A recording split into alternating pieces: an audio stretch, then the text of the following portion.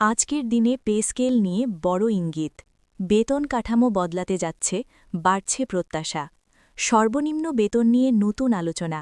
সরকারি সিদ্ধান্ত কি এখন চূড়ান্ত পর্যায়ে? পে স্কেল আপডেট জোনে আপনাকে স্বাগত।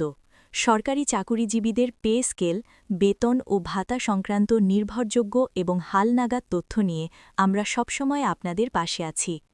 আজ ১১ জানুয়ারি ২০২৬ পে স্কেল নিয়ে সর্বশেষ যে অগ্রগতি ও আলোচনা চলছে সেগুলো নিয়েই আজকের আপডেট।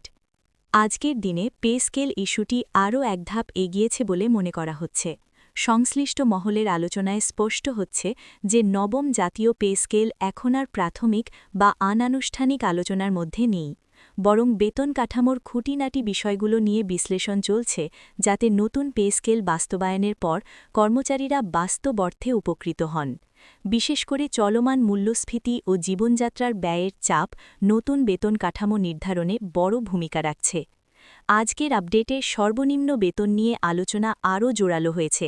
সংশ্লিষ্ট সূত্র বলছে, নতুন পে স্কেলে সর্বনিম্ন বেতন এমনভাবে নির্ধারণ করার কথা ভাবা হচ্ছে যাতে নিম্ন ও মাঝারি গ্রেডের কর্মচারীদের আর্থিক স্বস্তি দৃশ্যমান হয়।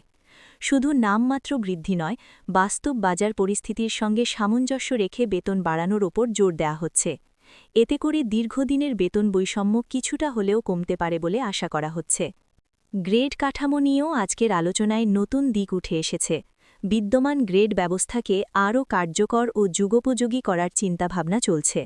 পদমর্যাদা, দায়িত্ব এবং বেতনের মধ্যে ভারসাম্য আনতে কিছু গ্রেডে পুনর্বিন্যাসের সম্ভাবনা নিয়েও আলোচনা হয়েছে। যদিও এই বিষয়ে এখনও আনুষ্ঠানিক ঘোষণা আসেনি, তবে সিদ্ধান্তের প্রস্তুতি যে শেষ পর্যায়ে এমন ইঙ্গিত মিলছে। আজকের আপডেটে ভাতা ও অন্যান্য সুবিধা নিয়েও কথা হয়েছে। নতুন পে স্কেল কার্যকর হলে বিদ্যমান বিশেষ ভাতা, উৎসব ভাতা এবং অন্যান্য আর্থিক সুবিধা কিভাবে সমন্বয় হবে তা গুরুত্বের সঙ্গে বিবেচনা করা হচ্ছে। সরকারের লক্ষ্য হচ্ছে একটি সমন্বিত বেতন কাঠামো তৈরি করা, যেখানে বেতন ও ভাতা মিলিয়ে কর্মচারীদের প্রকৃত আয় বৃদ্ধি পাবে।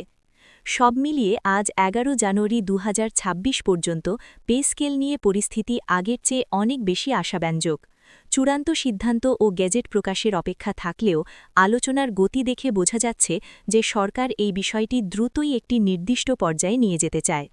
নতুন পে স্কেল বাস্তবায়িত হলে সরকারি চাকুরিজীবীদের দীর্ঘদিনের প্রত্যাশার বড় একটি বাস্তব রূপ মিলতে পারে। এটাই ছিল আজকের সর্বশেষ পে স্কেল আপডেট। নিয়মিত এমন গুরুত্বপূর্ণ ও নির্ভরযোগ্য খবর পেতে আমাদের সাথেই থাকুন। পে স্কেল আপডেট জোনের সঙ্গে থাকার জন্য ধন্যবাদ। আগামী আপডেটে আবার দেখা হবে।